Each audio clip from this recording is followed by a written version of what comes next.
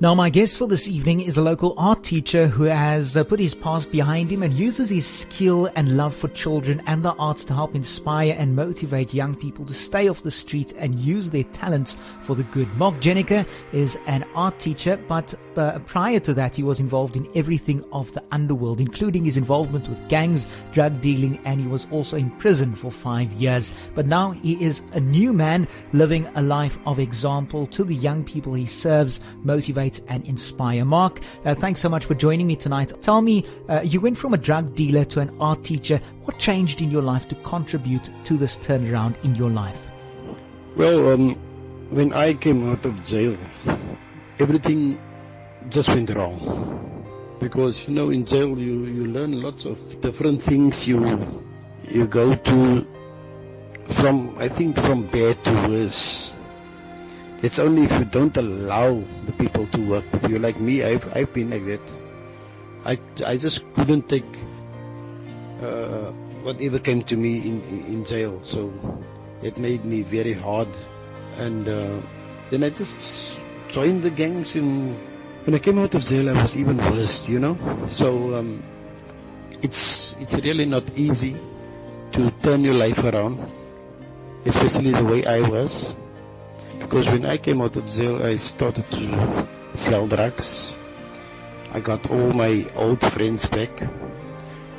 And then everything just went down. First uphill, yes, with money. Your money start to grow when you sell the drugs and stuff, and if you are in the gang, and especially if you are one of the guys that's really standing out. So then I got married to this one woman, and then the two of us, we started to use drugs together, and then everything went down again. Because if you use drugs, then you won't have any money on you anymore. You don't realize it at first, but afterwards it will just happen. So I raised the grandchildren as my own, because I had them since baby.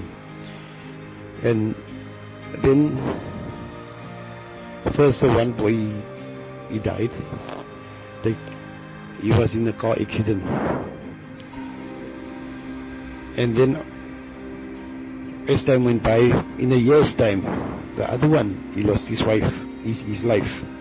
So he was kidnapped and murdered, brutally murdered. I raised them as God-fearing children. They were actually youth leaders in church, although I didn't go to church. And that is where I started to make a change in my life.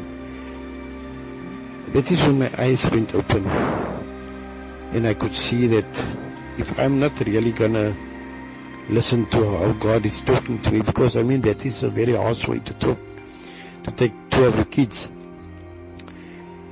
And then I just decided that I want to change my life. And I went to 2 rehabs, and both the rehabs, they couldn't work with me because I didn't allow them, and then I came out of there. And the first thing I did, because I wanted to change my life, I went to church.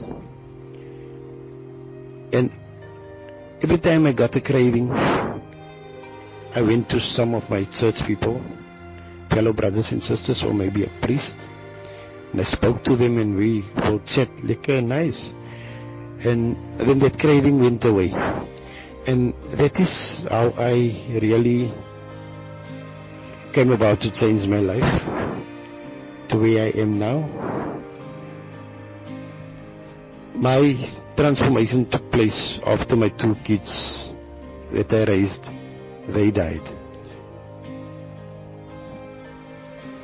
So from that time until now, I've got only one way to go. It is to go to church and to go to work. Sure. Mark, this is such a powerful yet heart-wrenching testimony. Talk to me about how your upbringing influenced where you turned up as a teen and later into your adult life as well. Well, I grew up in Hanover Park, and all these years, people know that Hanover Park is a very dangerous area. Okay, that time there wasn't guns like it is today. It was still in the apartheid years and so on. So I grew up there, and I took the wrong choices. I chose to be with my friends, and then afterwards we became gangsters. And then we did all the wrong things in life that you can get, you know, because it was the only thing that we could do as teens, as young, because I was still very young when I started with the gangsterism and stuff in Hanover Park. And then my mother moved to Mitchells Plain, and in Mitchells Plain that time there was not actually gangsters. It was a very nice place to live in, not like today, you know. And because I came from Hanover Park, I started here in Mitchells Plain also with the same lifestyle. Until on a certain time in my life, I started to go to youth, and I actually wanted to change my life that time already. And then I went to youth and stuff, and then my two brothers that were in jail, they came out, and they were almost now my role models. And they showed me all the things in the negative part of the life. And I followed them. And then we started to be gangsters here in Mitchells Plain also. And that is actually, it's actually very sad if I think about it. Because we did a lot of nonsense here in this place. Which today when I think about it, if I can turn back the time, I would surely do it. Just to live a normal life the way I am now. But if I could turn the time back, it would be so nice, you know. There's a lot of things that I lost in life, but it's life, and it's all about the wrong choices. It's so apt that you're speaking about turning back the hands of time, and that's what I spoke to someone about this past weekend, and this person said that we have all made mistakes, we have all failed, we have all let people and ourselves down, but we have made it, and we have made it stronger on the other side. And you too are now someone to look up to be able to have that change in the life of that gangster or that drug dealer or that ex-convict, because you too were in their shoes once upon a time. How does who you are now positively motivate youth at schools on the Cape Flats?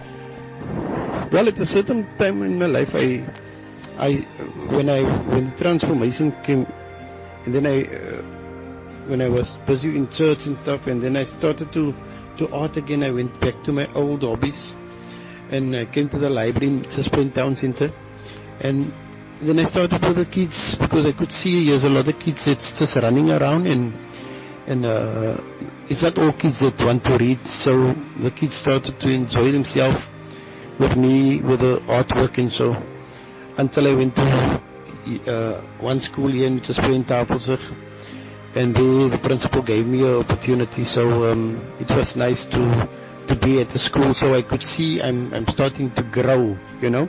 And when I came to Tafelsig, Yellowwood Primary, the first day when I got there at Yellowwood Primary, the children would tell me about gangsterism, drugs, shootings, killings, robbing, all these negative things. And as time went by, and because I went to that school every day, and then I would tell the children, okay, when you art, I don't want any negative artings like knives, guns, drugs, and gangsterism and all that. And I started to motivate them. When I go today to that school, the children talk about art, because 2 years ago, I got a Golden Award winner there for Western Province. And last year I got another Golden Award winner for Western Province. And one at another school here in Westridge, which is Westbow Primary. So it showed me that I am doing the right thing, you know. And today I am not at Yellowwood Primary anymore. But I didn't leave them alone. I got the artists to be there at that school. So I am now currently at Westbow Primary and at Portlands Primary. And every Friday then I'm at Perseverance, which is also a school that's in Tafelsig that need all this help that they could get. And even at Portlands Primary, if somebody can just build a huge hall there at Portlands Primary, it would be so fantastic, because that is what the children need, and that is what I need to continue with what I am doing.